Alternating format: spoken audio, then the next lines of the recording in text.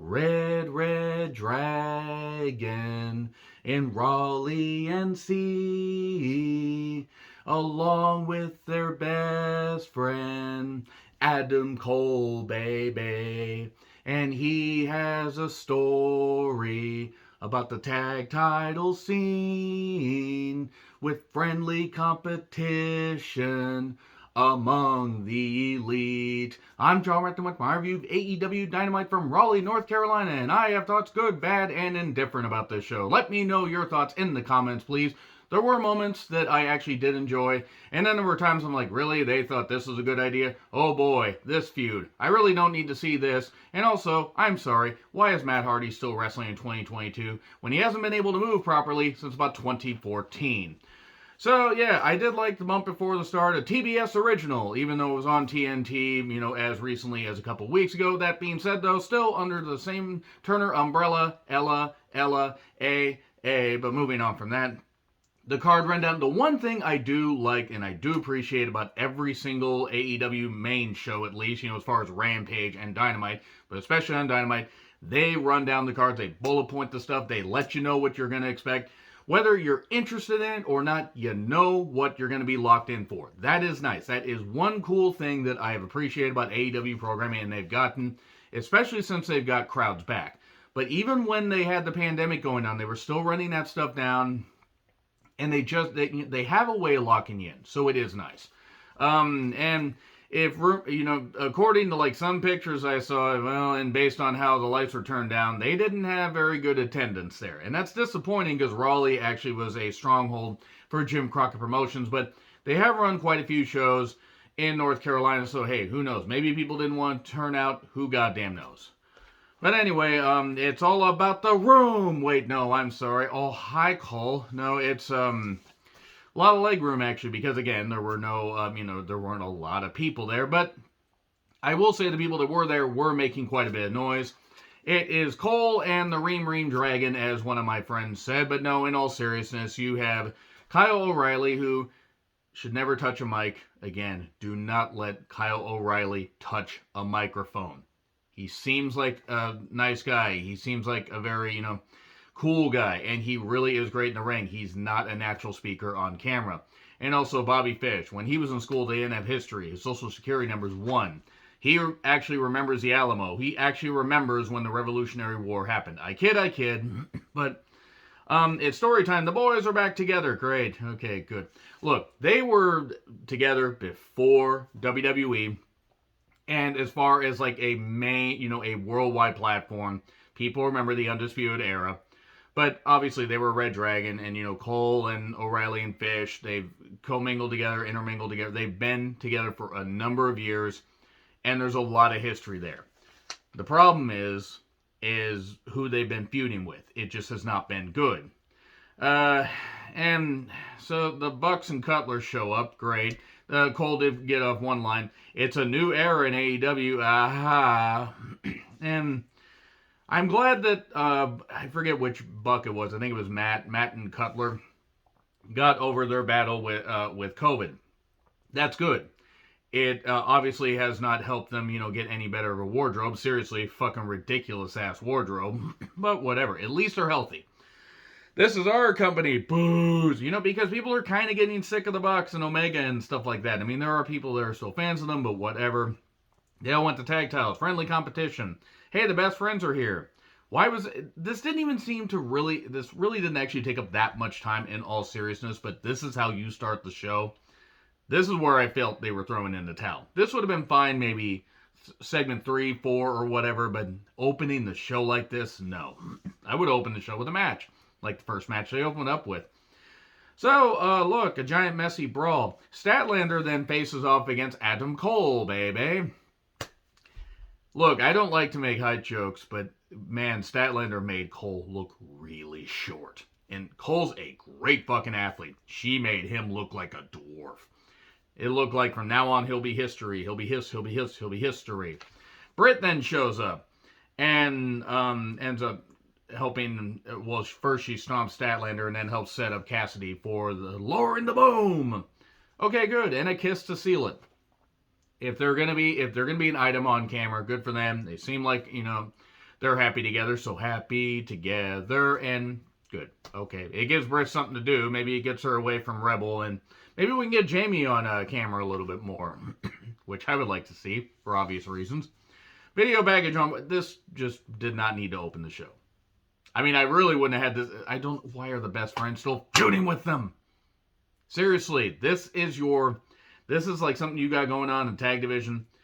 The Bucks to me are just blasé at this point.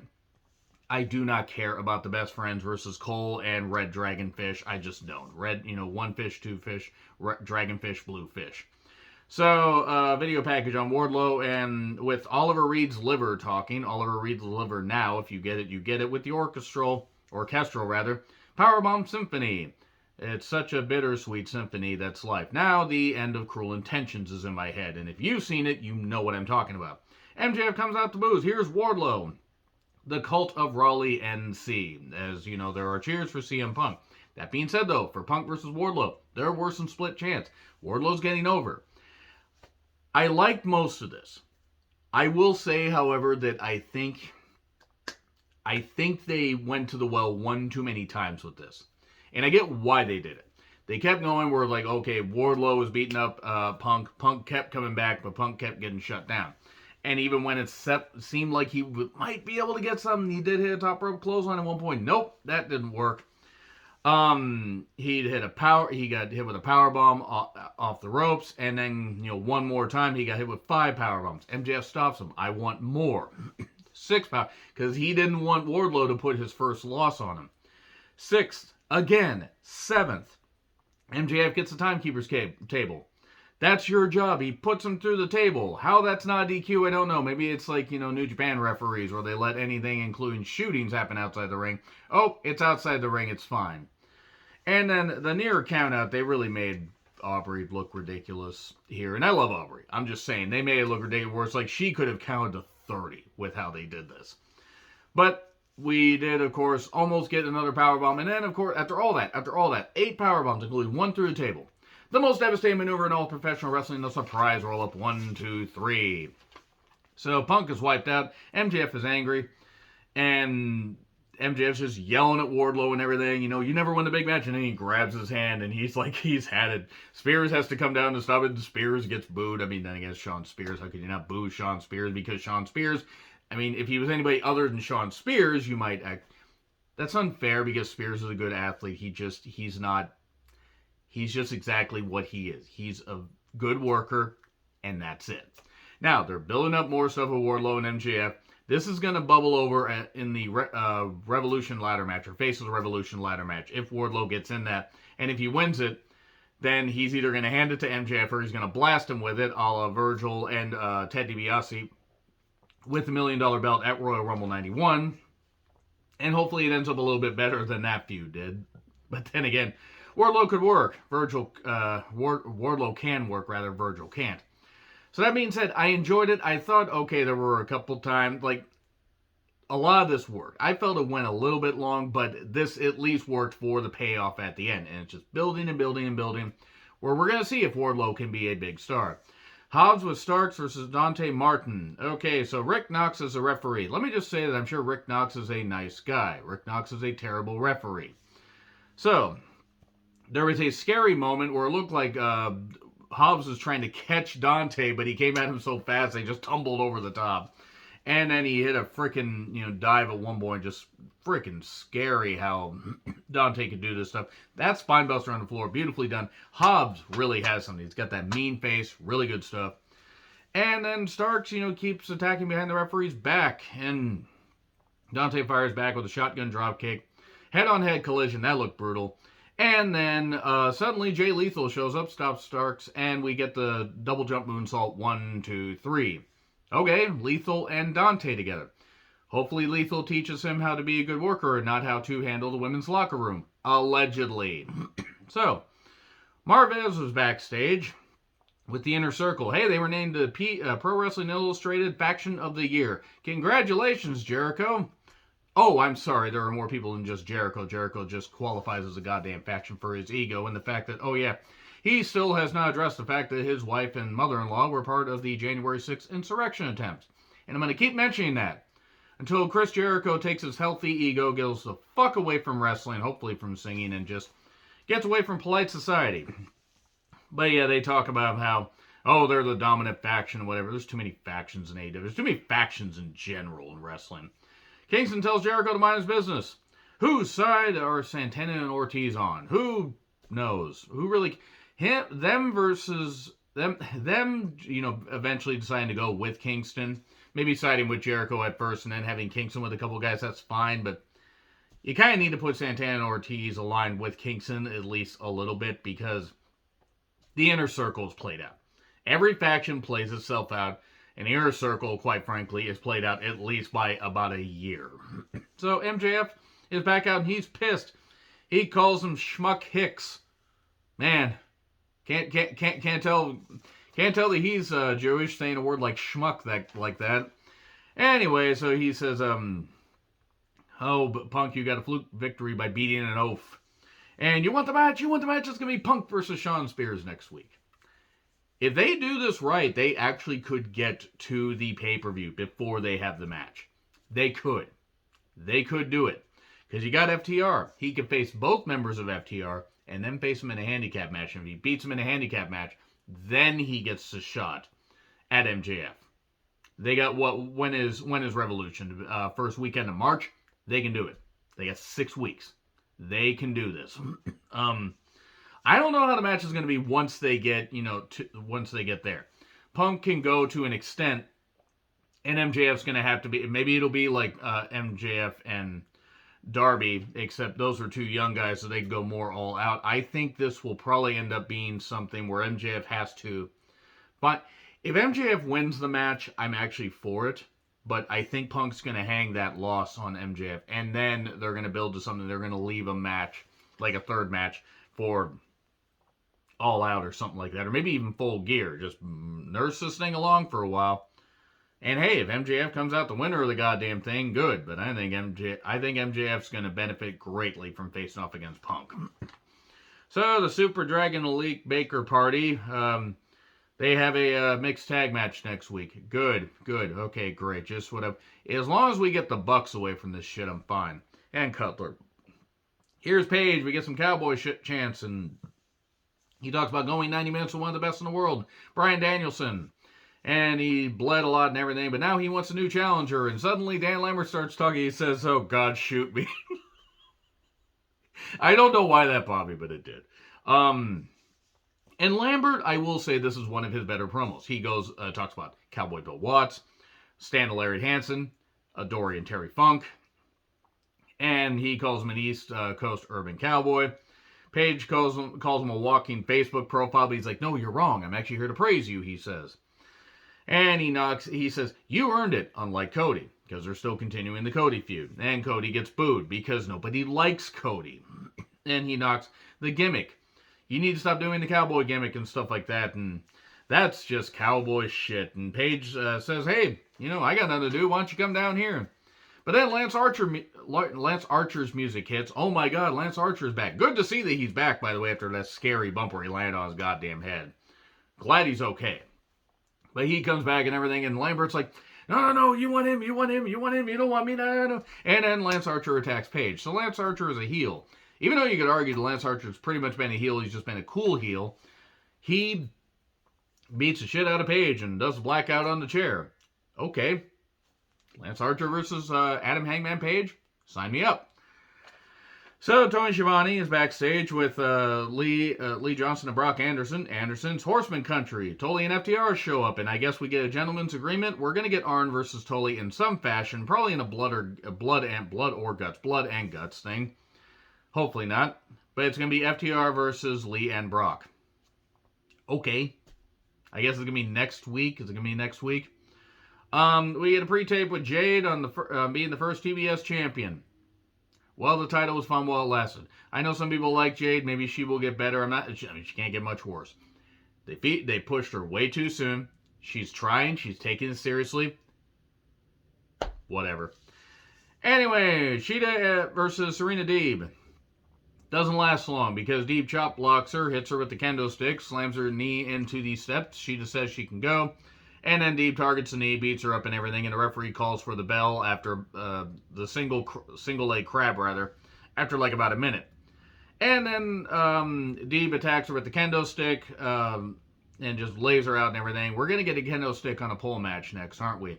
So referees run down. Sky Blue, Anna Jay, and Ty Conte run down to, I assume, nurse Sheeta back to health? I don't know.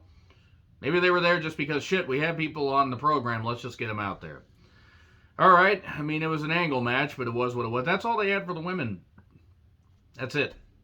I think the Jade pre-tape might have lasted... No, Jade pre-tape lasted probably about as long as this. Interview with Jurassic Express and Cage. They won challengers. They're getting Silver and Reynolds.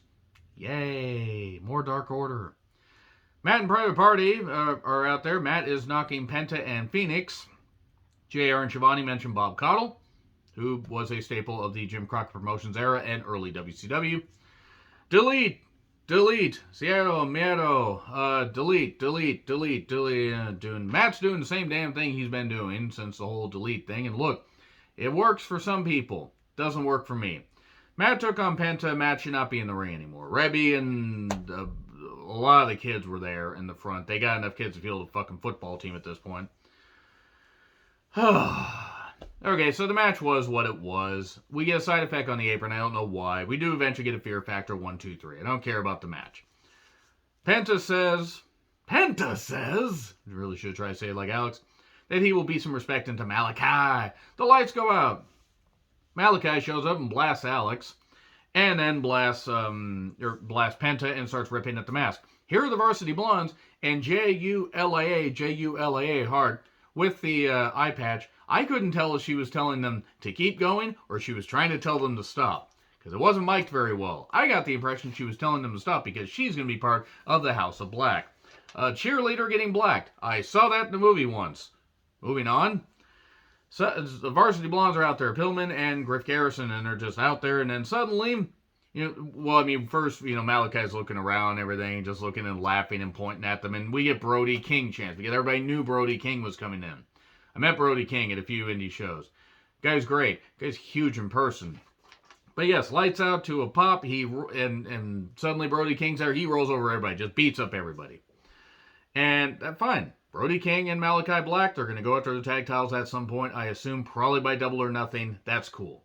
Have them get established as a team and beat the shit out of, Jungle Boy and Luchasaurus. And maybe have them run with the tag titles, I would say at least until Full Gear. If not, have them run with the tag titles until maybe Revolution next year. Because they could be something, that would be perfect for Malachi. It would help establish Brody with the AEW audience, even though people are familiar with him. So, there you go. Interview with Statlander, Hirsch, and Velvet. But can they get along? They got a 6-woman tag match on Rampage. So, I did like how Caster said about, Bear Country, they've got no shot like Novak Djokovic. If you're not going to get a shot, then fuck you. Oh, it's a medical exemption thing. Okay. How the fuck did you get into school if you had a medical exemption? It's a fucking shot, that's all it is. I had him, and the only thing that made me was more insane, which I thought was impossible. Bear Country took on the Acclaimed in a match. It was fine. Bear Country, and they're good. And they battle the Acclaimed. They do all that. We get a double flatliner at one point. That was a cool spot by Boulder. And then a mic drop, 1, 2, 3. Not bad. It was quick. I think it was like maybe 6 minutes tops. Usually you'd see this kind of stuff on Dark and Dark Elevation. So having this where matches don't have to go way too long, I think they should do more stuff like this. Have 6 matches where you don't have to have matches go way too long. And then the lights out. Sting's on the stage. Darby is in the ring and dives on Caster. And then, get your hands off that boombox is what Shivani said. And the boombox got broken.